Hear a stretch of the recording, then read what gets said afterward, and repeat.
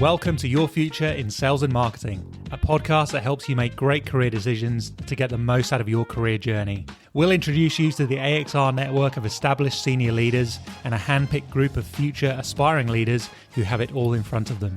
You'll learn what it's like in the top job and how to get there. Your hosts from AXR's specialist sales and marketing recruitment team will also land bonus episodes for you on how to work with recruiters, write a resume, and smash an interview, as well as our very popular market updates. It's the podcast that has it all. You can't get this career advice anywhere else.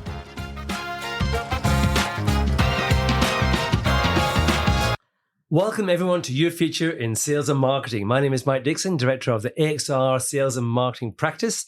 Today we're joined on the pod by Kes Appathurai, Sales Director of one of Australia's biggest beverage businesses and owner of some of my favourite beer brands, Lion.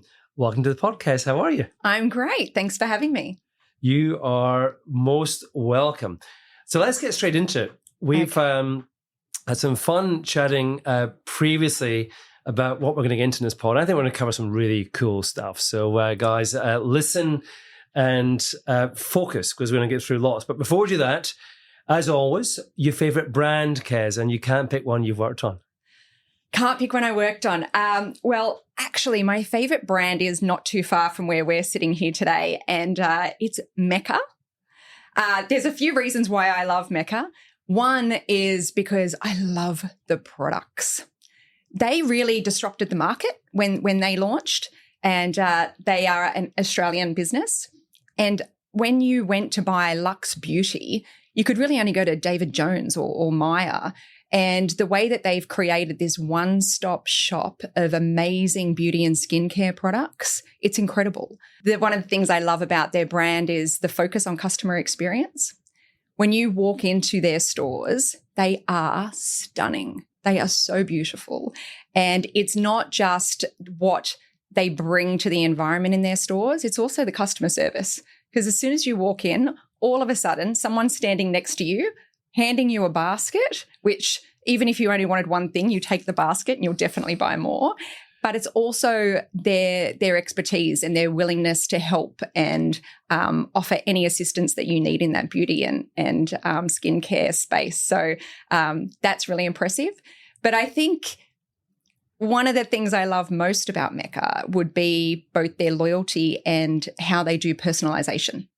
So for anyone listening out there that is a Mecca fan and is part of their loyalty program, they have a loyalty program called Beauty Loop. And I get really excited when my Beauty Loop box turns up a few times a year because it's full of incredible goodies to try, of really premium, amazing products. And a lot of the time, it's all new products. It's all new things to market. And it's really clever because I would have a very high percentage conversion of then buying those products post. But their personalization is definitely a standout for their brand. Fantastic. When one of our previous guests, Sue Temple, who runs L Founders of Loyalty, so they're kind of revolutionizing the loyalty marketplace. And I was asking her about examples of where loyalty is done well, and she told her Mecca. Yeah, it's really impressive. Yeah. And it's their personalization on that really links it as well. So when you're shopping online, they make it feel like it is completely curated just for you. Yeah. They know what you've bought when you bought it, and therefore they make that whole shopping experience seem really special. Fantastic. Good. Mecca. Shout out. Your life, Kes, we're going to do a lot on career today, but where did you grow up? Tell us about your life before career started. So I grew up in Western Sydney with a very working class family. My dad, my larger-than-life dad, is very entrepreneurial. He's actually a painter and a builder by trade, but that man can do anything and has proven that. So he's very entrepreneurial, yet my mum is just a very patient person, thank goodness.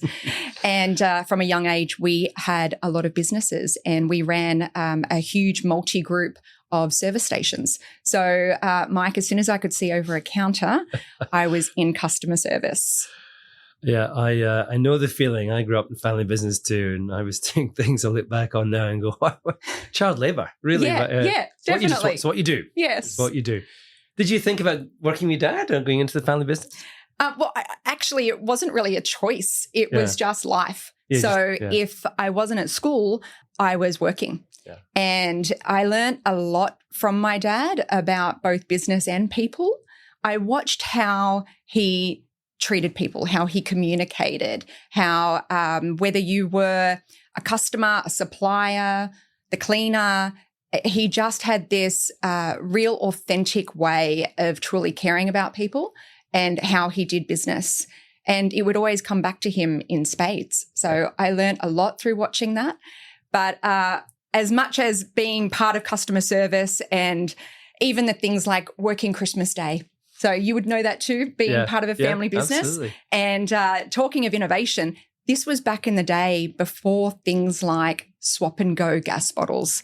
What an incredible innovation to have swap and go. Yeah. Because back in my day, Christmas Day, where you would find me, would be with a screwdriver standing out the front filling gas bottles, because many people use their barbecues on Christmas Day and don't realize that it's empty until that morning. So there was lots of learnings, but also in the back of house, I remember being probably about 14, 15 years old, and we had a Shell service station and a computer got delivered. And I remember my dad looked at me and went, "Kez, I'm going to need your help." And I was thinking, okay. And before I knew it, I was, out the back helping set up product files, price files, payroll, and there was a lot of learning on the go. But I'm very grateful for what I've been able to learn through my dad and through having those businesses. Brilliant. Fantastic story. So sales, Kez. Yeah. You went into sales and you started at Cadbury. Yeah. How did the move into sales happen?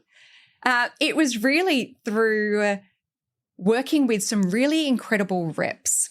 So when I was running my dad's multi-site group, a lot of the reps would come in to present to me promotions that were coming up or new products. And I loved sitting with them and actually planning out the buying for all of the service stations and working out how we were going to execute in store. And it got to the point where I thought, I want to do what you do. So it was about being brave in the beginning and going to my dad and telling him that I wanted out and I actually wanted to go and do what those guys were doing. And he was nothing but supportive. And right. I didn't do it the traditional way. I didn't go on to seek. I didn't look for what roles were going. I based it on the reps that were coming in that truly seemed to love their job. And I rode away to 4 big FMCG companies. And I landed a role at CADS, which was awesome. Company car. I got to eat chocolate every day. I was loving life. I love the fact that you had all these people coming to see you. You were just assessing who's good, who loves their business. What a great way to assess, your move into the sales world, and it went well. I want to hear a bit about the pathway into Nestle. Because that's where you spent a good chunk of your time, and we'll go into some of that. But you got there via a scholarship program that you won. Give me a bit of insight into that. Yeah, so a few years in at CADS, I had moved into a key account manager role. And I remember someone from the leadership team was in the office and said, Kez, there's this scholarship that the Australian Association of Convenience Stores run. So AACS, who are still there today. And we think you should enter. And I remember straight away the nerves and just going, oh no, I'm really busy. I don't have time to do that. But I'm really pleased that after some consideration, I decided to do it. And I remember I had to write a piece around what I believed would unlock growth in the convenience channel over the following 5 years. And I still remember making it to the final and then having to go to Crown in Melbourne and present to a room of 200 people and my left leg shaking like a leaf as I was presenting.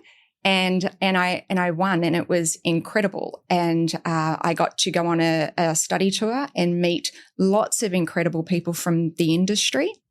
And when I got back from that, I was fortunate enough that I was offered my first national account manager's role at Nestle. And it's one of the reasons, even why today, I'll often talk to people internally about the benefits of those programs, because we now have the Joe Berry Award. And back in those days, I think Joe Berry was still a Queensland award program.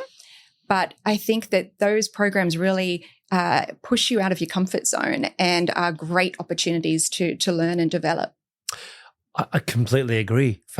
Great story. And I'm hoping to get Keith from Joe Berry on the pod, actually, to talk about Joe Berry. I'm a big fan of what they do, but also having attended the AFGC Future Leaders Forum last year, I think they've got a great program, scholarship program too. So these things do exist. And future leaders who are listening, I know you're busy, as you were, Kes, but the return on your investment of time is fantastic. Yes. Even if you don't win, and obviously most people don't, but the experience of going through it and getting mentored and actually the profile you get and support from your own business would be surprising. Yes, definitely. Couldn't encourage it more. Now, you charged through Nestle, 6 roles, 11 years. It's a really good experiencing gathering decade, pretty much. How did that happen? Was that just you going at pace, Nestle changing lots? Take me through that journey. It's funny when you say it like that, actually, 6 roles in 11 years, because it definitely felt more like an evolution of the roles I was doing. So the area I was super passionate about, Mike, was all of the areas outside of corporate grocery. So petrol and convenience, route, wholesalers. So that was very much an area that I stayed in, but I developed in. So starting as a NAM, over time, I eventually moved to leading that team. Then I moved over to category strategy so that I could actually play a role in developing the strategy for how we would unlock growth in all of those channels within the impulse market. And then over time, I also went from just working on confectionery to then taking on the Nestle ice cream business. And over time, even looking at the foods business and how we could grow that side of the business within that convenience and impulse area. So although it was 6 roles over 11 years, it did feel like it was just continuously learning and developing, but within a channel that I was really passionate about. And I'm grateful for the leadership that I had at Nestle that continued me to support me to continue to learn whilst doing something that I was really happy to do. It sounds like there's a lot of curiosity there in terms of you, one, being passionate about something, in this case, the channel, and the roles evolved because you kept pushing. Think, what else can we do? How else can we drive this forward? Out of interest, why that channel? What was the passion for impulse, convenience, route over, corporate grocery? Yeah, I think growing up in service stations definitely played a role. At the same time, I think it's that entrepreneurial nature of the customer. The thought that back then it was around, well, I could propose anything. It's about understanding the customer's needs and then working through, well, how do we unlock growth together? How do we truly think differently? And back then, I didn't feel like I could be my best self or do those things if I worked in corporate grocery, because from the outside, but then looking in at those account teams that were working on corporate grocery, it felt very structured. And I loved an environment where you could think outside of the box and you could really do things differently. And that's definitely the reason that I stayed for so long working within all of those channels. I think some of that view, still holds in terms of the scope you've got to be entrepreneurial, to try things, to develop your commercial acumen, probably is wider within those channels than grocery. And often, in my experience in recruiting talent, if you've just stayed and you ran really fast into Woolies or Coles, wherever, or Endeavour, great. But if you've skipped and not really spent any time in other channels, I think you're narrower for your experience set. Yeah, I'd agree. I think that when you work within some of these really complex, fragmented channels, you have different kinds of problem solving, and you need to think more broader because you're working with it could be a buying group and you're negotiating with the buying group, but then they have 1,200 members. And so then you're selling to maybe 3 or 4 different levels at the same time. And then you're also working with a wholesaler on how you get those products to store. So it's a very different way of stretching your ability, and you have to be highly commercial, but you also need to be able to manage stakeholders and really think through a full end-to-end process that's very different to working in corporate grocery. So I'm always pushing as we go through interview processes for different people around what breadth do they have in terms of the customers and the channels that they've looked after. Absolutely. And it stands you in great stead when you get to corporate grocery, having got that experience. So, yes. Good. Now, Nestle's a great business. A lot of people stay there a long time. And we've had some great guests on the pod who Suze Catania, a very good example of who's made a career out of She's Nestle. amazing. Absolutely fantastic. One of the best leaders out there, I think. Were you tempted? Could you have stayed? Well, I was only, I would have been 25 when I started Nestle. So I had an incredible time there, really amazing leaders, working with people like Suze, and many people that I still keep in contact with today. By the time I was 36, I had had my 3 daughters whilst I was at Nestle, and they had all started school. So it was time to really push myself and go and do something different. So I still look fondly back on those times at Nestle, and I learnt a lot, and I'll always appreciate my time there. Yeah. And into Parmalat next, which is very different, but talk to us a bit about Parmalat and that move. Yeah, that was really interesting. Dairy is a really tough business. I was fortunate enough that sometimes it's not just what you know, it's actually who you know. So the sales director at Parmalat was married to someone that I worked with at Nestle. So it's a small world, isn't it? It is such a small world. And he was fantastic, and he was looking for someone to come in and run the petrol and convenience business. Again, an area I was passionate about, but do that from a dairy perspective. So I thought, well, that could be really fun, and working with a new team and learning a new category. And I had 5.5 years there, and it was incredible. We did so much as a business, and moving from things like confectionery that sound really fun and innovative, and moving into dairy, it was different because it was a lot harder to deliver growth within a dairy category when you think about things like white milk.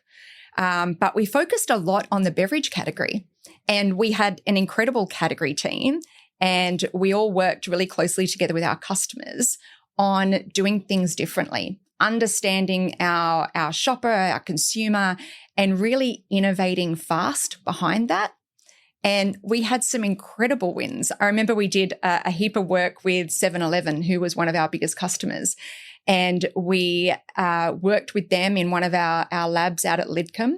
And we built this incredible program of innovation where we were launching new flavors of oat every 6 months and being super creative with how we took them to market. And we really pushed the boundaries of things that hadn't been done in that segment before. And I was really proud over that time, because even in the Advantage group in the survey that we do hold ourselves accountable to in terms of that 360-degree feedback from customers, many of those years we were top 3. And there was one particular year where we took out Grand Supplier of the Year. And I still remember the party that we had that night. And it was huge because we beat big suppliers like the Coca-Colas of the world, the big confectionery companies, the big snack companies. And it was a really incredible time, but tough work in dairy. But I'm really grateful for my time at Parmalat. One of the themes that we're coming to through your podcast, but addressed often, is women in leadership. And you started Women in Convenience. Yes. When at Parmalat with another one of our podcast guests, Caroline Waite, another one of my favorite leaders now, CEO of Stu Alexander. Yes. Why did you found that group, and is it still going? Yeah. Love Caroline, and she's incredible. And when we first met, it didn't take us long to work out how similar we were, how much we had in common. And on one particular study tour where we were working very hard, Mike. Sure you were. Where was the study tour, Kes? I think we were in Georgia. Georgia, right. Or somewhere. I wasn't expecting that. yeah, somewhere really different like that, where, again, out looking at the market and how they were doing things differently. And over a few champagnes, Women in Convenience was born. And it was born out of us wanting to try and create something where women not only wanted to work in the channel, but were passionate about coming and working in the channel. We wanted to attract and retain great female talent. And I still remember our first event. So back in 2014, we had a great little venue in St Kilda in Melbourne, opposite the beach. And our first guest speaker was Mia Friedman. Oh, wow. And this is before Mamma Mia became such a huge thing. And it was a great event. We had about 50 women from the industry. And we did things like we had glass bowls on the table with questions as icebreakers. And I remember how much fun Caroline and I had putting that together. And it evolved over that time and became Q&A sessions, networking events, informal mentoring. And I'm really proud of what we achieved. It's now part of AACS, the Australian Association of Convenience Stores. I'm not involved anymore, but I do watch from the sidelines. I often see it come up on my LinkedIn when they're running events, and I'm really proud of what we achieved. As you should be. I think it's absolutely fantastic.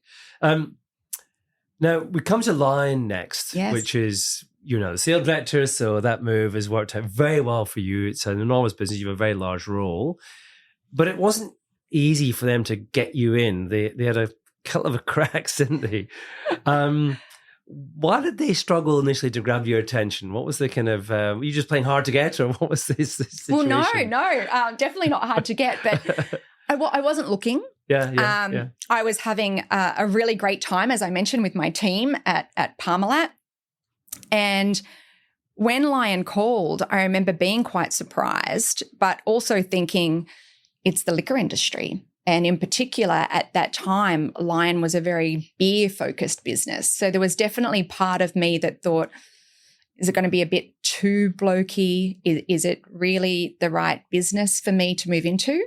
But one of the biggest things that held me back and took me a few goes before I decided to go in and have a chat was that the role they were recruiting for was heading up Endeavour.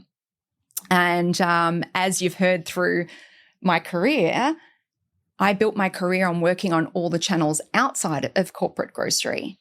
So the fact that Endeavour was owned by Woolworths, I was concerned that I may not have been the right fit for them. So a lot of the conversations, I was really open and said, are you sure? Because this is my experience. I'm not quite sure if I'm the right fit to come in and run such a big business like Endeavour. I've not run a big business like that before. But then, finally went and had a coffee, went through a very big interview process. And I'm really happy, and I can't believe that it took me so long to join the liquor industry, because I'm now not sure that I'll leave. Yeah. Well, great. I say great move. As sales director, you started with Endeavour, and going through your journey at Lion, Kes, let's kind of break that down. So, Endeavour, first of all, it's a big role, but for those who are outside of Lion and the beer industry who don't get a sense of the scale, just give me an idea of Endeavour to Lion and what sort of mandate you had to take that on.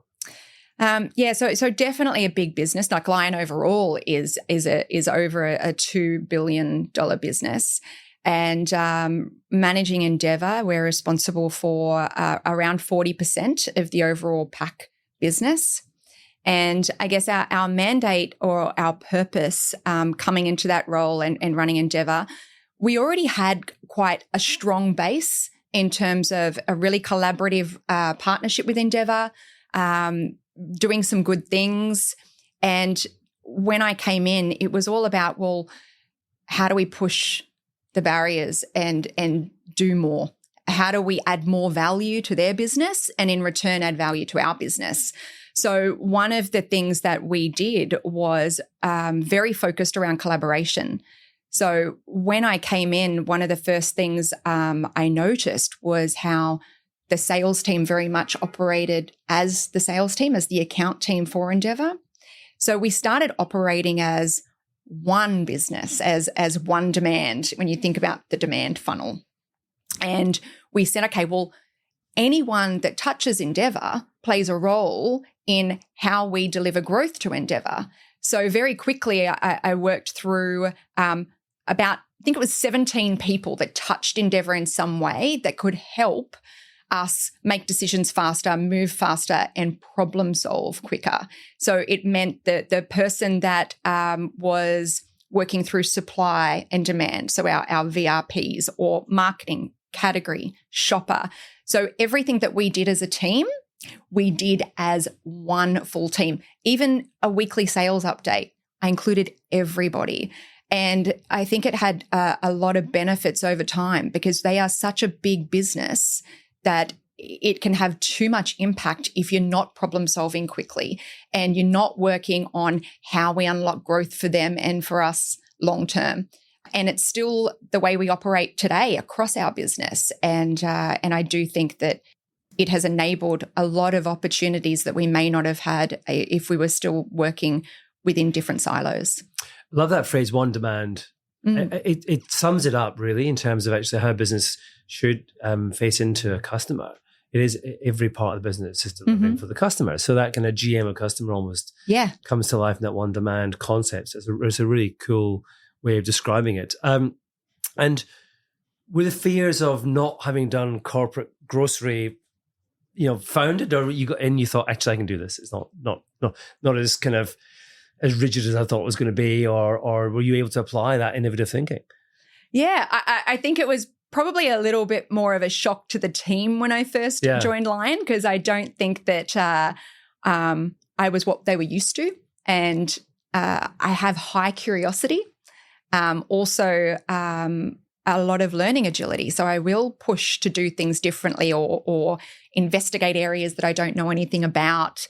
And at first, I guess that can be confronting for some people.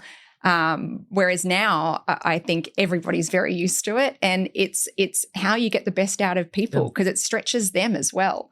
So I had a very different approach, but I think it's turned out okay. I think it has. And your next role is interesting because that kind of has curiosity written all over it with the customer solutions director. Not a common title, but what was that? Yeah. Interestingly, that would be a standout role for me in my career because I learnt so much. So one of your podcast guests, Mark Powley, he was the sales director at Lion for many years. And when he left the business, they decided to split the role in two. And they had what was a customer-facing sales director and a customer solutions director. And their role was to create all the functions that could help sell and unlock growth for the future. So I had this incredible remit around being able to bring together parts of the business and create new functions that would set us up for success. So we had, we centralized the customer marketing team. We brought together the category team and grew the category team. We set up a brand new e-commerce team. We had capability, even the call center and customer service. And one of the areas I actually learnt the most about was around that sales operations and the full order to cash process and SAP. And I remember being so scared about that particular area, but I learnt so much. We got to pull together a leadership team that were experts in all of those areas. And we achieved so much over the course of that 18 months. And we had some fun doing it. And after 18 months, the business decided to pull those two roles together again. And I was fortunate enough to step into the overall sales director's role from that time. Almost sounds a bit like the Nestle pathway, that it was an evolution. Yeah. And it was. And that role takes that one demand concept and really tests it across the business. Then you bring it back as leader of the whole sales function. Yeah. And I think it's made me a better sales director because I have a lot more appreciation for the full end-to-end on how we do business. Yeah.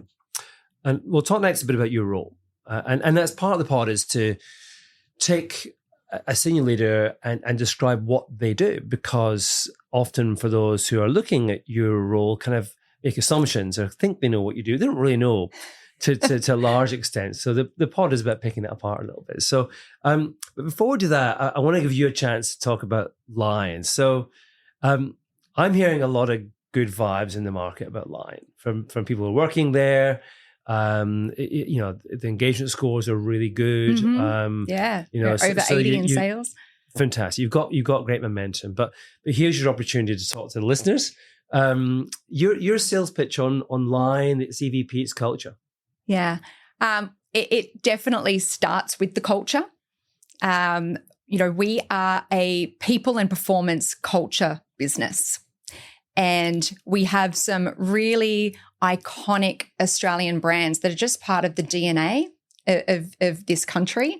And that's really exciting. And as a business, we don't settle for ordinary.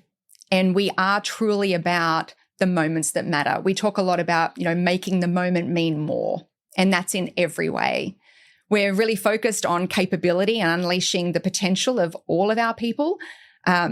As I say to everybody, you spend more time at work than you do anywhere else. So you want to enjoy what you do, but also feel like the business is adding value to you as a person. So I think building on capability is really important for any business. We're also really proud of our long-term focus on diversity. And it's not just around diversity of gender, it's diversity of cultural background, of age, of difference of thinking. And we really focus on that in everything that we do as part of our recruitment process as well. And also our commitment to say sustainability.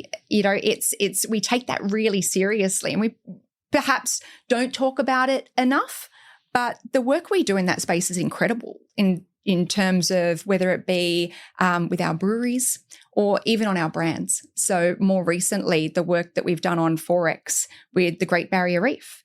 And we partnered Coles, who are also supporters and sponsors of the Great Barrier Reef, and we've done some great work on that together. So I know I'm probably drinking the Kool-Aid, but we do have momentum as a business, and our brands are playing their role in delivering growth and category growth for our customers in both the on and the off premise. And I'm really proud of the work we're doing and the future ahead. Great. Well, I asked the question for a reason, because I genuinely mean it. The momentum's there, the vibes changed. It's coming across as a great place to work. So congratulations to you and your team for doing that. So back to your role. Yeah. We talked before, it's a big role. Every business sets up this role slightly differently, but just give me a sense of the scope and scale of how your role fits within the Lion business case. Okay, so I guess my first team is obviously the Australian leadership team. So reporting through to James and Anuba with the directors of the other functions of the business, really setting and driving the strategy overall. But the sales function, so we have around 400 people in sales, and it's made up of not just those customer-facing areas, but also some of those old customer solutions areas that we spoke about around being able to both sell and help sell, because we all play a role in sales in some way. I have 8 direct reports, and we head up all of sales for Australia. So not just the retail side of the business, but also the really important on-premise side of the business. I'm pretty fortunate that when I think about the SLT, the senior leadership team for sales, I do believe I have best of the best. We have a really incredible team, and it's built on trust, a huge focus on psychological safety so that you can have that radical candor when it comes to meetings and really challenge each other and hold each other accountable.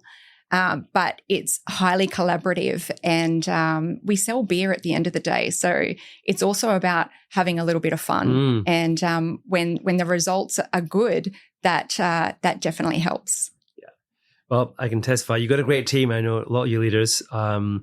Careers I'm tracking, with a great interest. Really good people in your business. I'm interested. You said my first team is the ELT or the leadership, and I think a lot of people don't expect a leader to say that. Say, well, my team is the team that worked for me, but it's not. You represent the sales function for the business, so that's your team. Yes. How do you connect this complex function of 400 people to the vision and strategy you're setting as a leadership group? Yeah. Over communicate, I think, is key. We've just come off the back of our state-by-state roadshow to really set up the year. So straight back from leave on a plane and into every state to talk to the teams. And we do that often, and we're very clear in being able to communicate the big picture. You take everybody on the journey around what we're actually trying to achieve as a business, how we're making the moment mean more, that we want to be number one everywhere we play, and what does that look like? Importantly, we spend a lot of time trying to connect the purpose for every role, making sure people actually understand their contribution to that.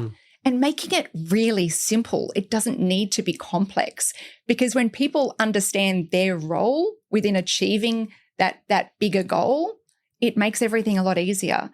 So then connecting it to their KPIs, making sure it's linked to their bonus incentives, and then continuing to over communicate. So we have a lot of forums where we will always update really simple metrics on how we're performing. And I think one of the most important things that I've learned is also around the honesty and transparency of when things aren't going well. Because if you've built that trust with your teams that they understand the bigger picture and their purpose within it, then when there are challenges and you're being really open about it and you're over communicating, people feel like they can also be part of the solution. Yeah. And I think that that's what we've been building at Lion. And I think that was really evident in the recent roadshow that we just did on how the teams are feeling. And even at the end of each session in each state, even the Q&As felt different because everyone understands the strategy and their role within it. The questions were more about their ideas and how we could continue to unlock it together. Right. And you have momentum, you have a success in the market, which is really good as well. In your role, is there a small group of measures of KPIs that you focus on the most in terms of actually understanding we're doing what we need to be doing? Well, you always have all of your basic sales metrics on performance. A big one that we focus on as a business is, are we contributing to category growth? We need to make sure that we are showing value to the industry. In the on-premise, what role are we playing to drive more people in more often, spending more? Even within that retail space, are we truly understanding why consumers are shopping? What are the key occasions? Do we have the right pack pricing and formats to meet that? But one of the other critical measures of success, I think, and something that we talked a little bit about on the state roadshow that I just came off, was measuring yourself against your ability to change. So I think one of the most critical areas that will differentiate businesses is their change agility. And we know that when people are more change agile, not only will they navigate change really well, but they'll thrive in it.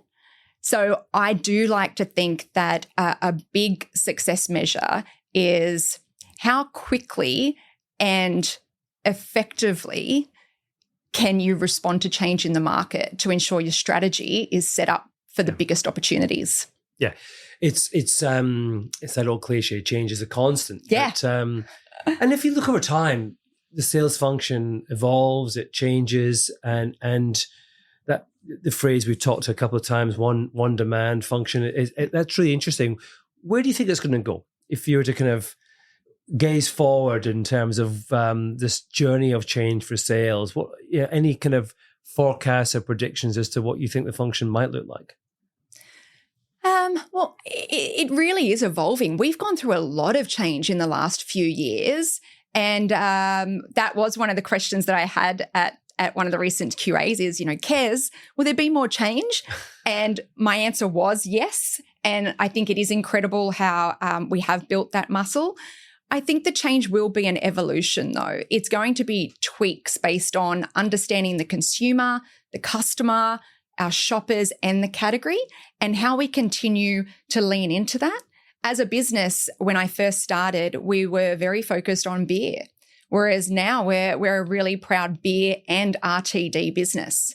So we're making sure that we are set up to be able to exploit those opportunities. And that, again, has come through understanding the trends in the market and how we set ourselves up for success. But operating as one demand truly makes a difference for our business. And I think more and more, you'll hear less talk about a marketing initiative or a sales initiative or a supply chain initiative. They're just category initiatives. Yeah. And I think that's a really big unlock. It is. It's a very different perspective. I like it. If you were to give advice to aspiring leaders on, well, how do I maximize my potential, given that evolution we've talked to, what should I be doing in terms of development or roles I need to kind of be thinking about? What advice would you give? I think it's don't be nervous about taking sideways steps. I think the customer solutions role taught me so much about so many areas of the business that I never thought I would have the opportunity to work in. And building your breadth will add so much value to your career long term. So taking those sideways steps, learning a new category, learning a new area, even if that means taking on some project work, it doesn't necessarily have to mean moving roles. Agreed. It could be sitting on a project team, being able to learn on the job and listening to those around you, spending more time asking to go to a particular meeting where you're not there to play a role, but you're just there to listen. So I think we need to be more open to truly understanding the full end-to-end of the businesses that we work in and not just thinking there's one path to get to the role that you're aspiring to get to, because you will be a much more well-rounded and incredible leader if you take those sideways moves. Agreed. I hope, your journey that we described so far, Kez, gives others inspiration, because you've always sought out, the evolution, what's next, put my hand up for the next thing, and it's not always a job, but it's just being open-minded and curious and stepping in as opposed to just saying I'm too busy. It's a great, almost mantra for life, because if you don't, the world is going to change. And if you're not changing, you're going to stand still. Yeah. And the world will pass you by. Good. This evolution of the sales function, one of the things I found really cool is the diversity. And we'll talk to gender specifically. I know that diversity comes in lots of different ways, but, and in kind of doing some analysis for the year ahead, we were looking at some stats, and we found that 42% of NAMs today are now female, which I was so impressed by and quite excited by that number. Now you've gone on this journey as a leader in the sales function, and you're now leading one of the biggest sales teams in Australia. What have you seen change as a female within sales? There's been a lot of change. Interesting, that 41% stat, that's a huge achievement. And when I think about where we are at Lion, I'm really proud to say that our total sales function sits at 41% female. And it is about, again, it's diversity of thought and diversity of experiences, but we know when you have teams that are diverse, we know the outcomes are greater. But I don't think it's always been easy. And putting your hand up for that next role is always hard, and it's always very nerve-wracking, but especially back in the day. And if I think about my early career, it wasn't always easy for females. The first time I put my hand up for a NAM role, so first national account manager's role, it came up, and I thought, you know what, I feel like I meet all the criteria for this role. I'm going to speak to my leader, and I'm going to put my hand up. And I went through the interview process, and I missed out on the role. And I thought, you know, I'm going to get some feedback and understand, you know, where's the gap for my development plan. And the feedback that I got was, oh no, it was a great interview. Yes, you tick the boxes on experience, but we're taking care of you because we are concerned that you won't be able to deal with the male buyer from a customer side. And I remember being, you know, really disappointed.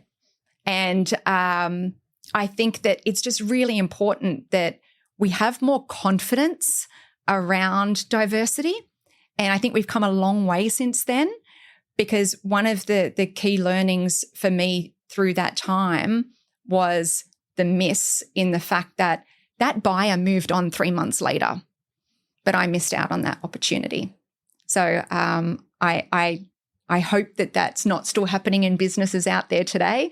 And I'm fortunate that I think that the businesses that I've been able to work in that we've spoken about since have all been really supportive of creating more diversity. Yeah.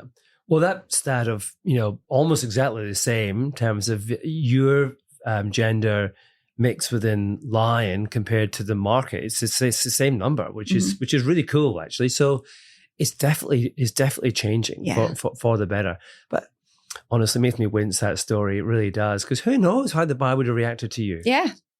Yeah. You know, it could have been completely different to what the business expected. Probably would have been. Yeah. Anyway. I even look at that from a Lion perspective and the confidence that they had in me to do this current role. Yeah. You know, I'd not worked in the on-premise before.